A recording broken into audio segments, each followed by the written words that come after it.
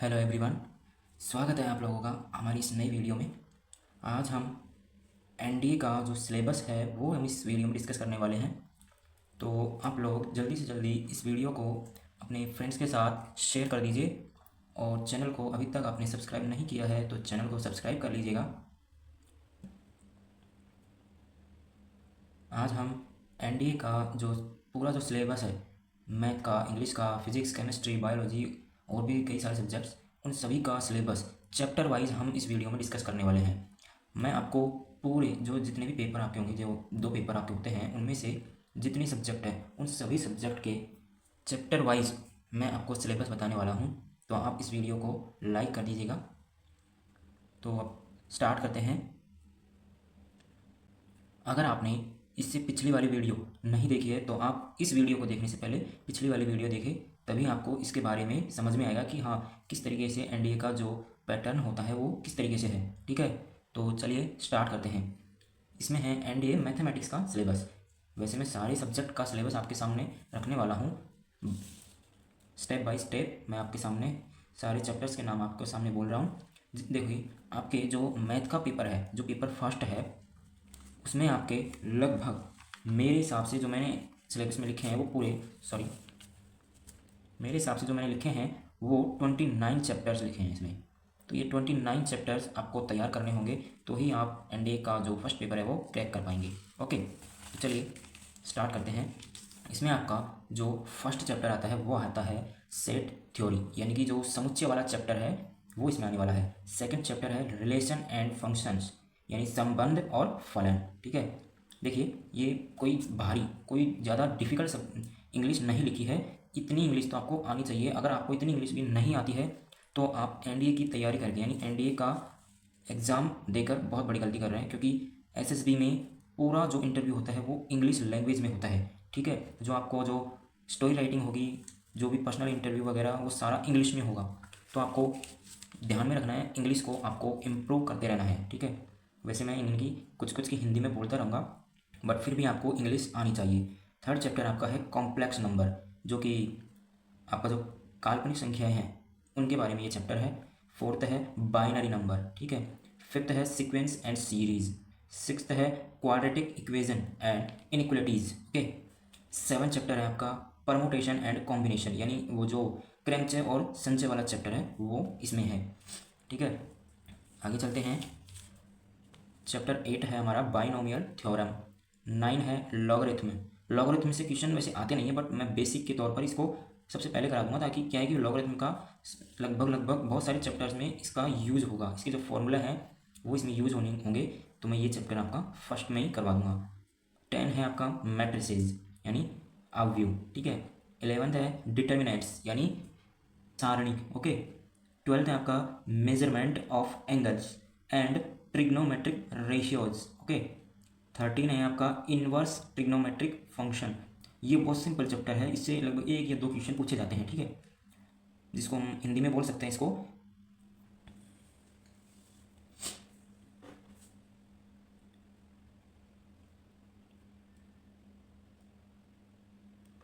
14 है आपका height and distance. ठीक है, 15 है आपका प्रॉपर्टीज ऑफ ट्रायंगल, यानी कि जो आपका त्रिभुज है उनके गुण, उसके बारे में ये है। नेक्स्ट है आपका 16 coordinate system and straight line. ठीक है, 17वां चैप्टर आपका है सर्कल। 18 है कॉनिक सेक्शन। 19 है 3 डायमेंशनल ज्योमेट्री, जो कि 3D है, आपका 3D नाम का चैप्टर होता है वो है। 20वां है आपका limits continuity and differentiability. Limits continuity and differentiability. Okay, 21 है आपका डिफरेंशिएशन, जो आपका वो ये चैप्टर है इसमें। 22 है आपका एप्लीकेशन ऑफ डेरिवेटिव्स, यानी कि जो अवकलन के जो अनुप्रयोग हैं वो भी है इसमें आते हैं। 23 है आपका इनडेफिनेट इंटीग्रल्स, यानी कि जो अनिश्चित समाकलन होता है वो इसमें है।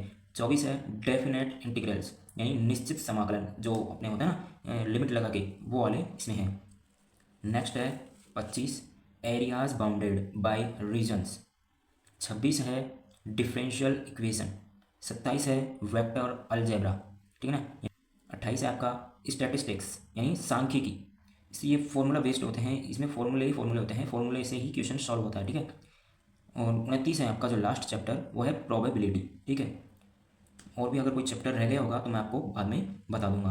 अगर आपको इन सभी चैप्टर्स में से अगर कोई डाउट रह गया हो, कोई डाउट हो, तो आप मुझे कमेंट में पूछ सकते हो, ठीक है। अब चलते हैं नेक्स्ट सब्जेक्ट की तरफ।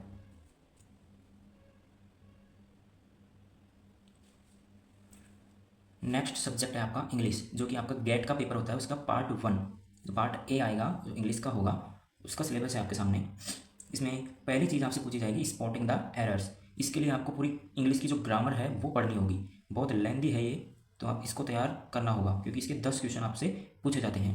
सेकंड है आपका वोकेबलरी, ठीक है ना, वोकेबलरी आपकी इंप्रूव होनी चाहिए, इसी से आपका जो इंग्लिश स्पोकन है वो भी इंप्रूव होगा। थर्ड है आपका एंटोनिम्स।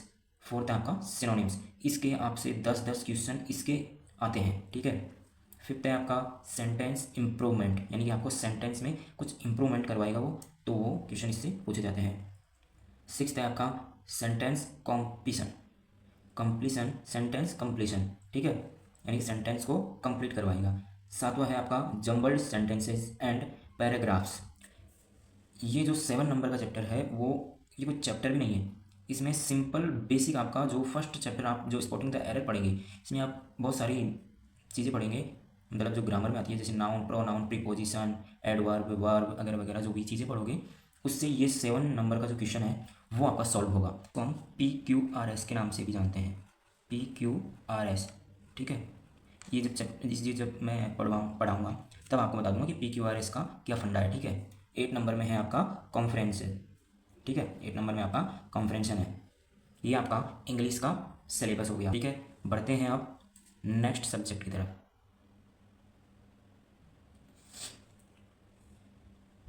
नेक्स्ट है अपना फिजिक्स का सिलेबस, एनडीए फिजिक्स का सिलेबस, ओके। ये जो फिजिक्स का सिलेबस है ये भी बहुत इंपॉर्टेंट है, क्योंकि ये भी आपको पढ़ना कंपलसरी है। इसके भी बहुत वैसे सिंपल क्वेश्चन आते हैं, कोई ज़्यादा खास टिपिकल क्वेश्चन नहीं आते हैं, और कुछ थोड़ी सी इसके चैप्टर है, कुछ 12-13 चैप्टर के लगभग है, जिसमें आपका फर्स्ट चैप्टर है मेजरमेंट, मोशन एंड फोर्स, ठीक है ना। आपका एक चैप्टर में ही 3 चीज़ें हैं, मेजरमेंट, मोशन और फोर्स। सेकंड चैप्टर है वर्क, पावर, एनर्जी, ठीक है ना, ये आपका चैप्टर है।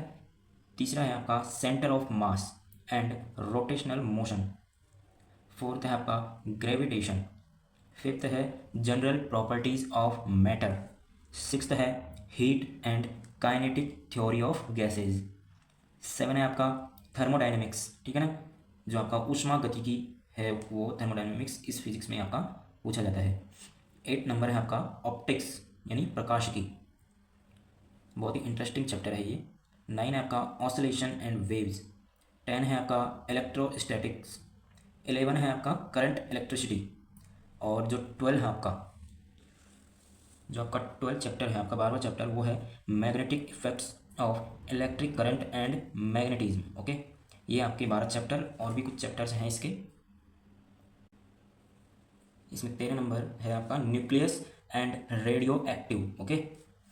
और जो 14 है वो आपका है मॉडर्न फिजिक्स, यानी आधुनिक भौतिकी, ये चैप्टर भी आपका इसमें है, यानी कि टोटल आपसे 14 चैप्टर से क्वेश्चन आपसे पूछता है फिजिक्स के अंदर, ठीक है।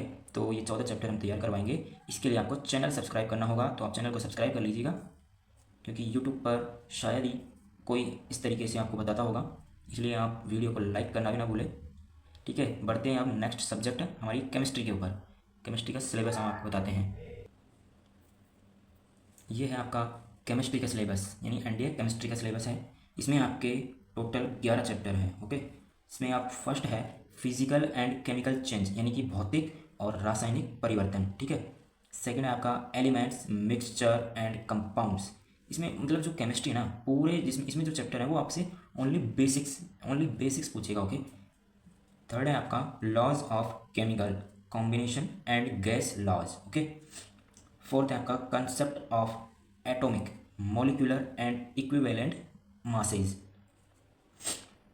फिफ्थ है atomic structure and radio active.